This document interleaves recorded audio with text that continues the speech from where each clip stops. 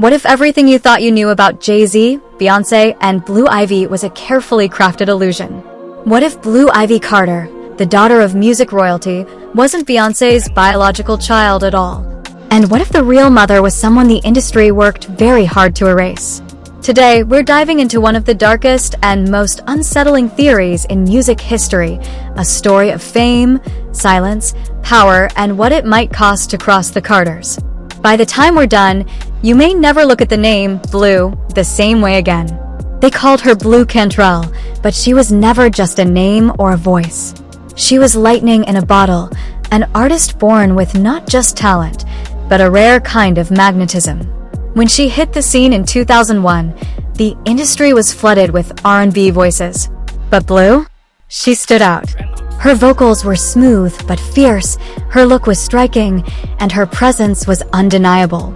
She was the kind of artist executives bet on. And they did hard. Backed by a major label, Blue had access to some of the biggest producers and platforms. Her debut album was a smash, and her single hit, Up Style, wasn't just a radio hit, it became an anthem. Women sang it, clubs played it, and critics praised it. Before the rumors, before the breakdowns, and long before the conspiracy theories, there was just Tiffany Cobb.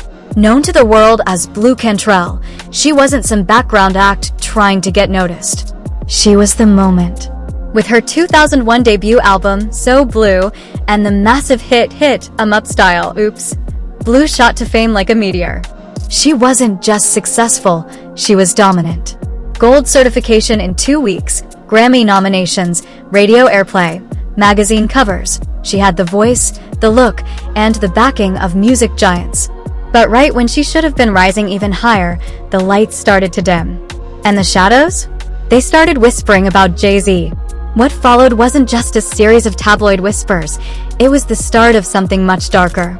Insiders began murmuring that Blue and Jay-Z weren't just industry acquaintances.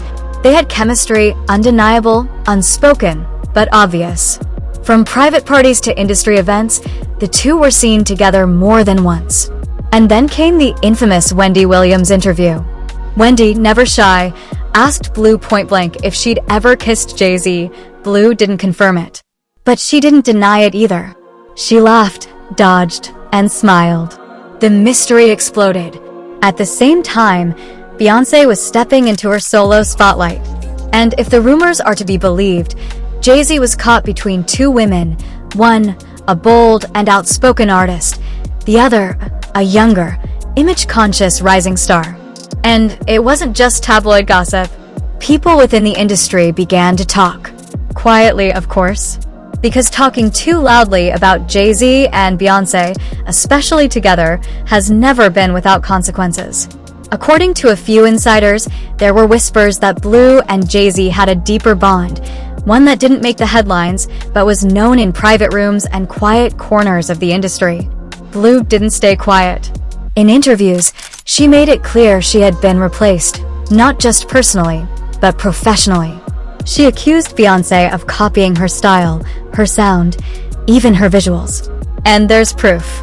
Her music video for Roundup, featuring Western themes, desert landscapes, and bold styling, was released just before Jay-Z and Beyoncé dropped 03 Bonnie and Clyde, eerily similar in tone and visuals. The same thing happened with Sean Paul.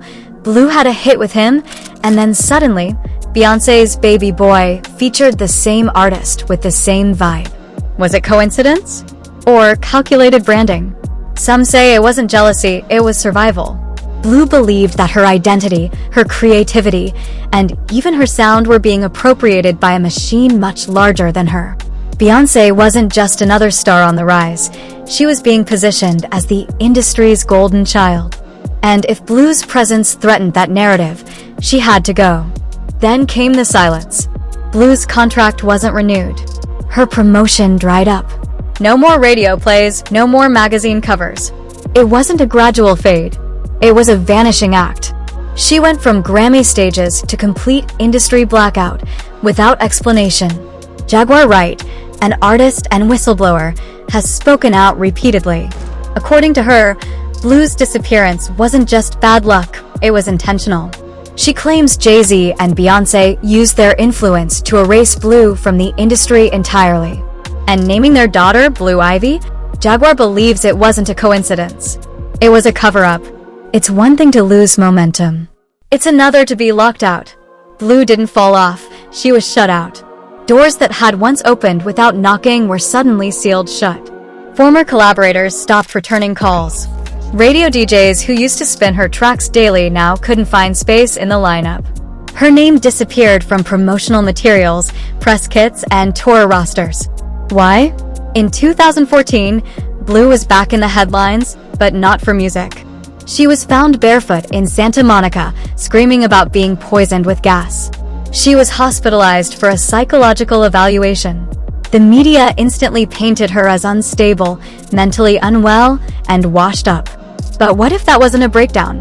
Blue later said she wasn't losing her mind, she was trying to escape. And what she was escaping from was never meant to be public. In her own words, Blue said she was running from something bigger than people understood. The industry called her crazy. The fans called her troubled. But those who looked deeper, those who connected the dots, saw a different picture. That's when the theory emerged. What if Blue Cantrell was pregnant with Jay-Z's child? What if that child was secretly handed off, hidden behind NDAs, branding deals, and power plays? The name Blue Ivy raised eyebrows. The timelines matched. Blue disappeared in 2004, and Beyoncé gave birth in 2012. Fans noticed Beyoncé's infamous 2011 interview, where her baby bump appeared to fold unnaturally, fueling rumors that she used a surrogate. Was Blue Cantrell the surrogate? Or was her pregnancy erased entirely to protect the Carter brand? It sounds absurd at first, but pause for a moment. Look at the timeline. Blue vanished. Beyoncé's pregnancy rumors took center stage. Then came the carefully branded, obsessively guarded rollout of Blue Ivy Carter. Every appearance, every photo, every press release was orchestrated. NDAs were signed. Interviews were restricted. Access was limited. Why? What were they trying so hard to protect? If the rumors are true, the stakes couldn't be higher. If Jay-Z fathered a child with Blue Cantrell and Beyoncé played a role in hiding it, what would that mean for their billion-dollar image? For Beyoncé's global legacy? For Blue Cantrell, who never publicly claimed a child, never released another album, never got her career back? The pieces line up. The power, the timing, the silence. And this might not be an isolated case. The truth, if it ever came out, would destroy the brand they built. Jay-Z as a faithful partner? Gone. Beyoncé as the picture of control and perfection? Tarnished. And Blue? She would go from a forgotten singer to the center of a billion-dollar controversy. Artists like Maya, Monica, and Tierra Mari all saw sudden drops in their careers after getting close to Jay-Z or after rising at the wrong time. Jaguar Wright calls it strategic erasure, and when you lay the stories side by side, the pattern is chilling. Beyoncé rose while others vanished. Aaliyah died in a plane crash just as Destiny's Child was gearing up to dominate. Monica stopped getting radio support. Maya moved to indie labels. Tierra Mari was allegedly blacklisted after Beyoncé found out she was getting too close. And Kathy White, rumored to be pregnant by Jay-Z, was found dead the day before she was allegedly going public. Maya, Monica, Aaliyah. Each of them a rising star. Each of them fading mysteriously as Beyoncé rose. Tierra Mari's entire career was allegedly derailed over a rumor. Kathy White died right before she could speak. And Jaguar Wright? She says the industry plays by a rulebook designed to protect power, not talent. Blue's final scream for help wasn't in a song, it was in the streets of Santa Monica, barefoot and terrified. She wasn't just trying to survive the industry. She was trying to survive what it did to her. And while the world laughed, called her crazy, and moved on, some of us never forgot. Because if this theory is true, Blue Cantrell wasn't just erased. She was buried alive beneath the weight of someone else's fame. And that silence? It might be the most deafening sound the music industry has ever produced. Imagine being silenced not with threats, but with silence. With erasure. One day you exist, the next, no one will say your name. No one will book you. No one will acknowledge you existed. That's what Blue says happened to her. So now that you've heard the story, the question is, was Blue Cantrell just another forgotten artist, or the hidden mother of the most talked about child in modern music? Let us know what you think. And remember, sometimes silence is louder than truth. Thanks for watching. Let's rewind for a moment. The early 2000s were a golden age for R&B. Female vocalists were dominating the airwaves: Ashanti, Monica, Maya, Brandy, Aaliyah. They were fierce, fashionable, and fearless. And into that mix came Blue Cantrell, not just holding her own, but elevating the genre. She wasn't just a singer, she was a storyteller. Her lyrics were raw, her delivery magnetic. Hit 'Em Up Style wasn't just a catchy track, it was a cultural statement, an anthem for empowerment and revenge wrapped in velvet vocals. So how does someone like that disappear? Some say it was the classic story. The second album didn't perform, the label moved on, and the audience forgot. But if you look at the facts, that doesn't add up. Her sophomore project, Bittersweet, received strong reviews. It even earned her another Grammy nomination. Yet, it barely received a marketing push. No music video budget. No press tour. Her concerts were cut short. It was like someone had hit the brakes behind the scenes. And that's when things started to get really strange. Blue wasn't just blacklisted, she was ghosted by the entire industry. She's even admitted in interviews that her calls stopped getting returned, her team disappeared, and she was left without guidance or support. According to her, it was like everyone was warned to keep their distance. But by who? Let's talk about control. In the music industry, control isn't just about owning masters or publishing. It's about who gets heard, who gets funded, who gets booked, and who gets erased. When Jay-Z became the president of Def Jam in 2004, he wasn't just a rapper anymore, he was a kingmaker. And just as Blue's career vanished, his own circle began to tighten. Beyoncé was going solo. The narrative was being sculpted. There was no room for loose ends. And Blue Cantrell? She was a loose end. Think about the timing. Think about the silence. Think about how few people, even today, talk about her. That silence wasn't accidental, it was engineered. And if we believe Blue's claims, it wasn't just her career they tried to erase, it was her sanity. The 2014 incident wasn't just a headline. It was a turning point. Police said she was running through the streets, barefoot, screaming that someone was trying to poison her.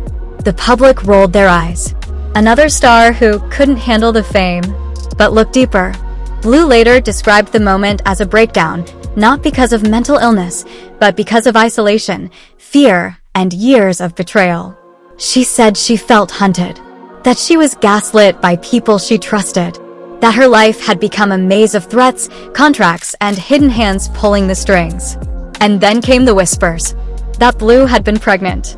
That Jay-Z was involved. That Beyoncé found out and moved to protect the empire. That the pregnancy ended not by choice, and that Blue was never the same afterward. We don't know if the child was ever born. We don't know if the rumors are true. But we do know that shortly after, Beyoncé gave birth to a daughter named Blue. And maybe that's a coincidence. But in this business, there are no coincidences, only narratives. And narratives are controlled by the ones with the power to write them. Jay-Z, Beyoncé. Their brand is pristine, curated, and bulletproof. They are protected by NDAs, legal teams, corporate partnerships, and a fiercely loyal fan base.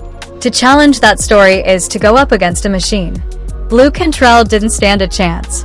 But she's not the only one who's been caught in the gears. When Jaguar Wright blew the whistle on the industry's dark side, she wasn't just talking about Blue. She was talking about a pattern. Artists who speak up, who get too close to uncomfortable truths, who challenge the power structure, they disappear. Sometimes literally, sometimes publicly, sometimes mentally. And every time, the playbook is the same. First, discredit. Then, isolate. Finally, erase. Blue Cantrell's legacy deserves better than a footnote in a conspiracy theory. She was an artist with real talent, a voice that moved people, and a story that, if true, deserves to be told without fear. Because if what happened to Blue is part of a larger pattern, we're not just talking about one silenced woman, we're talking about an entire system built to protect the powerful and bury the inconvenient. And maybe, just maybe, it's time to dig them back up.